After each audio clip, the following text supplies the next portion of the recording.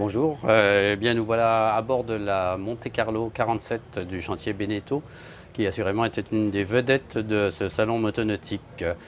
C'est le bateau amiral de la série Monte Carlo, donc le plus grand, et qui a été dessiné par l'italien Pierangelo Andreani, avec un design intérieur extrêmement moderne et surtout une conception très ouverte de l'intérieur qui facilite les communications entre le carré et le poste de pilotage où je me trouve et la partie basse où est la cuisine et les 2 cabines ou 3 cabines selon les options qu'offre le bateau.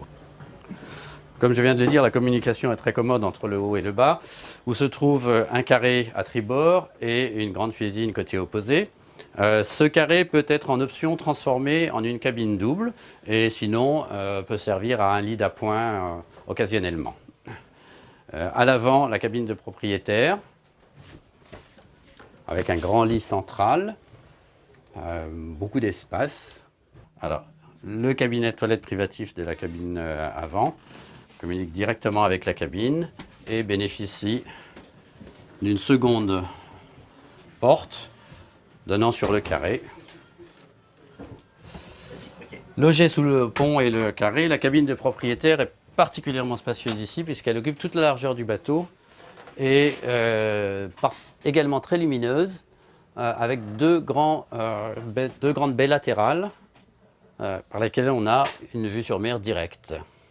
Une des particularités de cette cabine de propriétaire est d'offrir ce grand sofa en forme de chaise longue transatlantique qui permet de lire tout en regardant la mer ou simplement de se reposer dans la cabine pour une courte sieste.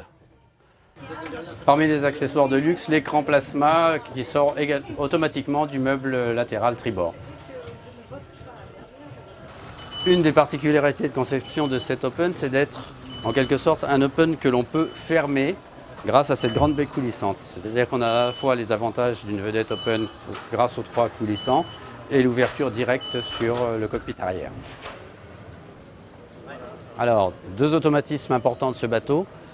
La casquette de cockpit qui permet d'ombrager tout le cockpit et le toit ouvrant intérieur qui lui permet d'aérer l'intérieur du bateau et de donner du soleil. Alors voici la dernière nouveauté du chantier français Jeannot, en l'occurrence la Prestige 50 Fly, c'est-à-dire qu'elle a une terrasse au niveau supérieur. L'intérieur reprend à peu près la même disposition que la Prestige 50 Sport et également la même carène. Cet intérieur se caractérise par 2 niveaux, un premier carré au niveau du pont et un second carré plus intime pour des repas en tête-à-tête à 2 ou 4. La cuisine adopte une disposition désormais assez classique au bas de la descente depuis le carré, avec un accès direct aux cabines avant, arrière et une cabine tribord. Le Flybridge spacieux offre une seconde zone de vie au grand air et à l'étage, accessible par un escalier très commode, avec un carré arrière, le poste de pilotage et un vaste solarium à l'avant. Ici, la cabine de marin avec 2 couchettes et un cabinet de toilette assez commode et un accès pratique par le pont. Nous embarquons maintenant sur le Réa 35 Open, la dernière nouveauté du chantier Rochelet. Un superbe canot inspiré des années 40, avec tout en courbe, avec des finitions tech superbes, listons, petits détails extrêmement travaillés, à l'exemple de ces taquets d'amarrage escamotables, les lisses de cockpit et les lisses de pavois en tech, une sellerie très confortable au poste de pilotage. À l'arrière, une très confortable banquette pour 4 à 5 personnes, bordée par des petits calvaires et ceci qui s'aplatit pour former un vaste solarium. Au niveau des détails pratiques, on note une cuisine intégrée sous le poste de pilotage qui se tire comme un tiroir.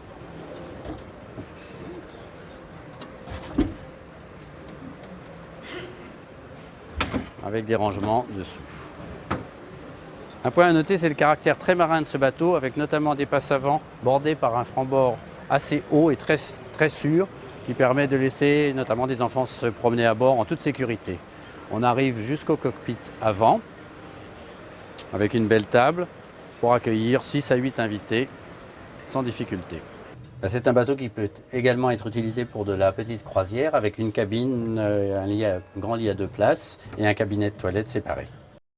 C'est la dernière nouveauté du chantier italien Selva. La particularité de ce chantier est de produire également ses propres moteurs sous la même marque. Donc le bateau est exclusivement vendu avec des motorisations Selva. C'est un 7,20 m type Sundeck avec un pont avant assez grand et surélevé qui offre un grand solarium sous lequel vient se loger une cabine utilisable en petite croisière avec un grand lit à 2 places.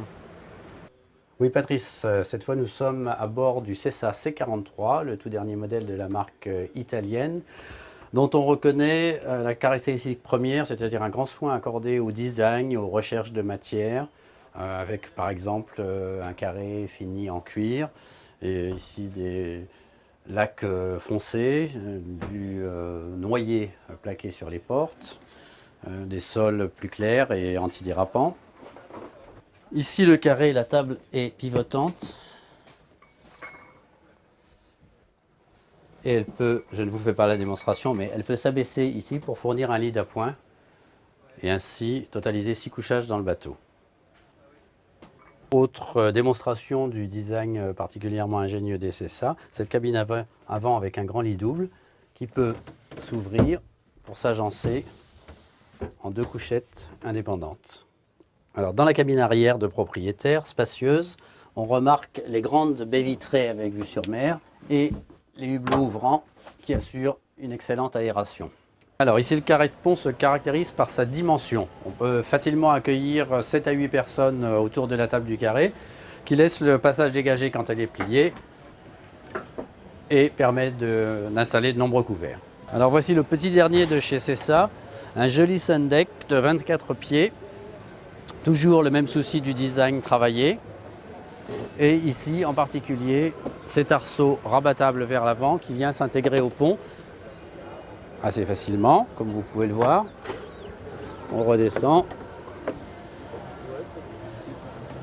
Ce qui permet notamment de stocker le bateau facilement sur des racks sans le problème de la hauteur. Alors, comme toujours chez Sessa, un soin particulier accordé à l'originalité du design avec ces petits pans coupés et une étrave particulièrement large qui donne de la surface au Sundeck.